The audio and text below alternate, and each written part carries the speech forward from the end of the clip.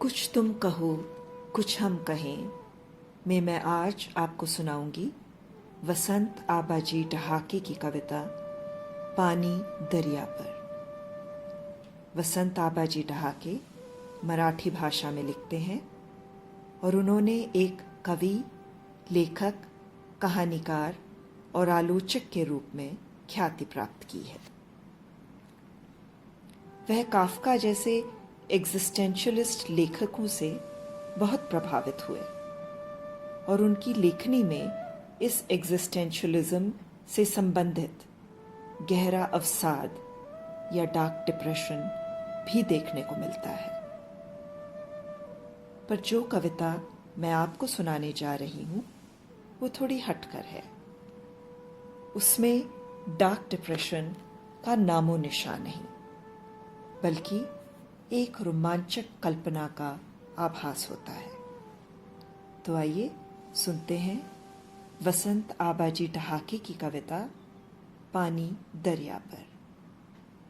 मैं उसकी पहले हिंदी ट्रांसलेशन सुनाऊंगी जो गुलजार साहब ने अपने खास अंदाज में की है, और फिर राही डहाके द्वारा की गई इंग्लिश ट्रांसलेशन भी पढ़कर सुनाऊंगी।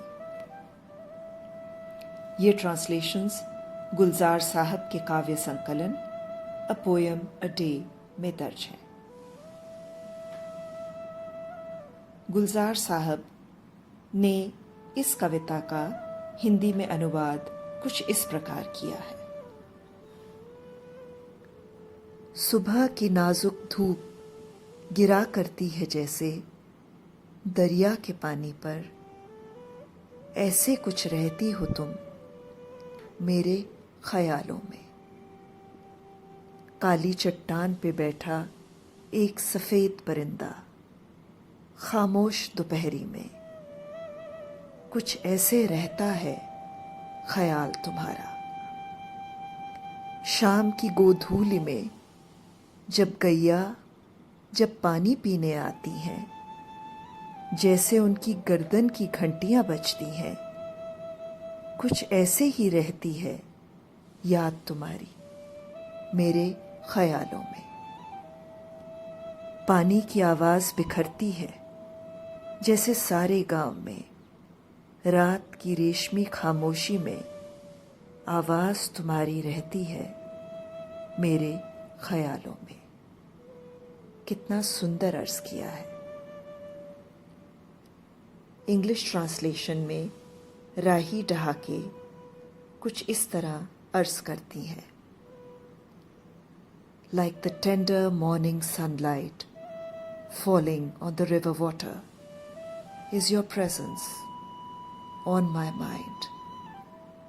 Like a single white bird sitting on a black rock on a calm afternoon is your thought in my mind. Like cattle in the evening light coming to drink water, bells jingling around their neck are your memories in my mind.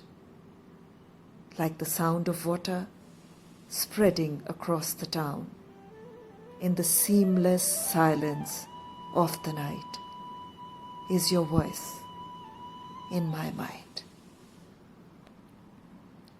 इस कविता में दिल के तारों को छू लेने वाली कल्पना है जो चेहरे पर मुस्कुराहट बनकर फैल जाती है।